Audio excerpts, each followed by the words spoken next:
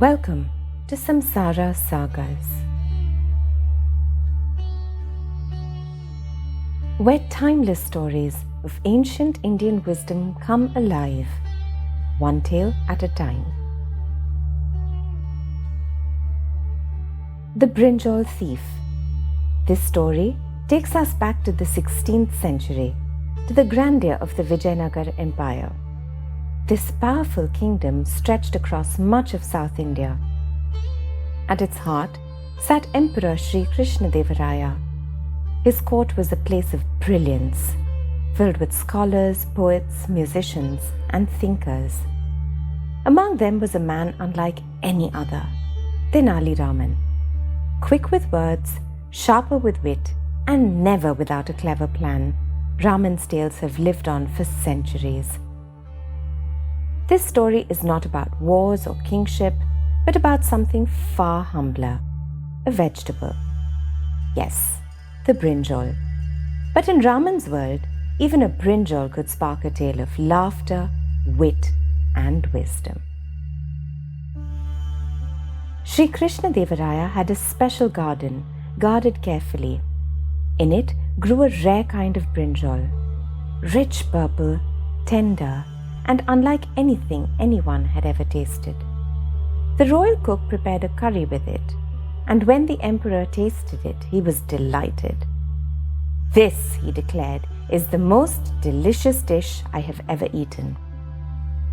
The emperor guarded these plants jealously. No one was allowed near them, and not a single vegetable was to be touched without his permission. One evening, the emperor invited his 8 advisors to a grand dinner. Among the dishes served was the brinjal curry. Tenali Raman, tasting it for the first time, was enchanted. The flavor lingered in his mind long after the feast ended. At home, he told his wife about it. Her mouth watered as she listened. "If only I could cook this curry for our family," she said longingly. But Raman shook his head. "It's impossible. The emperor counts every brinjal. If even one goes missing, the thief will be punished severely." But as wives often do, she pleaded, "Just one brinjal, Raman, just once. Our son should also taste it." Raman resisted at first, but finally one night he gave in. Slipping quietly into the royal garden, he plucked a few brinjals and brought them home. His wife cooked the curry, and it was every bit as delicious as Raman had described. The couple relished the meal. But when it came to serving their little boy, Raman grew cautious. "No," he said firmly. "If he blurts out to anyone that he ate brinjal curry, we will be caught." But his wife couldn't bear to eat without feeding her child. "Find a way," she urged. "He must taste it too." Raman thought hard and then came up with a plan. He went up to the roof where his son slept after finishing his homework. Quietly, Raman poured a bucket of water over him. The startled boy woke up shivering. "It's raining!"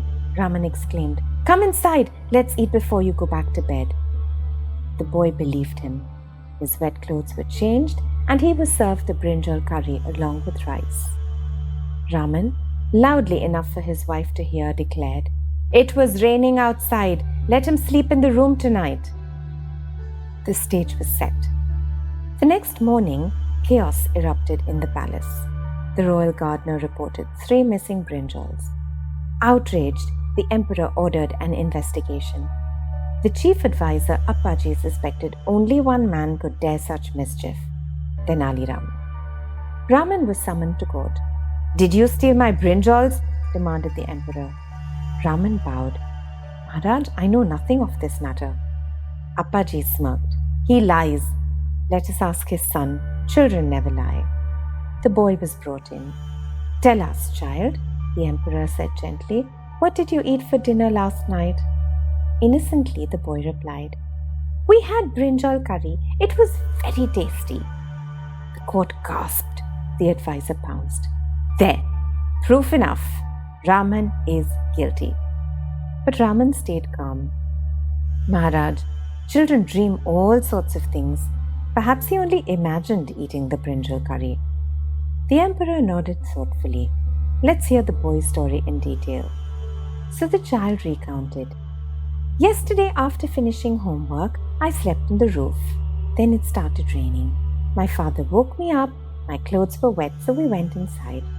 After that, we had brinjal curry for dinner. Appaji's face fell. There had been no rain in Vijayanagara that night. Not a drop. It must have been a dream. Clearly, the boy must have been confused. The courtiers whispered. The emperor chuckled. Raman, it seems your son lives more in dreams than reality. You're free to go. And so, Raman escaped punishment. Later, when the moment was right, he confessed the truth to the emperor. Far from punishing him, Krishnadevaraya laughed heartily. Raman, he said, your wit is far more precious than 100 brinjals, for you turn even theft into a tale worth remembering. Like every tale, this one too hides more than mischief and wit.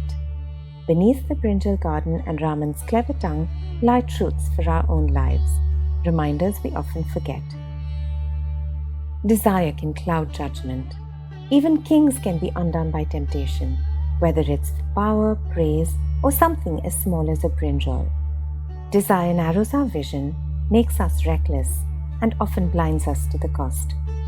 In our lives too, unchecked wants for recognition, wealth, or control can quietly make us stumble. Wit is a form of strength. Raman had no sword or army, only his mind. But quick wit and presence of mind helped him turn a trap into an escape. In our world, it's not always force but agility, thinking on our feet, reading the moment, finding creative solutions that get us through challenges. Truth and trickery walketh in line. Raman bent the truth, yet exposed a bigger one. That cleverness can level power, but wit without wisdom can become deception. Today too, our cleverness in negotiation, work, even in relationships, must be guarded by integrity. Otherwise, the trick wins the day, but loses the trust. This was the Brinjal Thief, a tale from Samsara Sagas, where ancient Indian stories whisper timeless truths to modern souls. While the story ends here, the journey continues within you.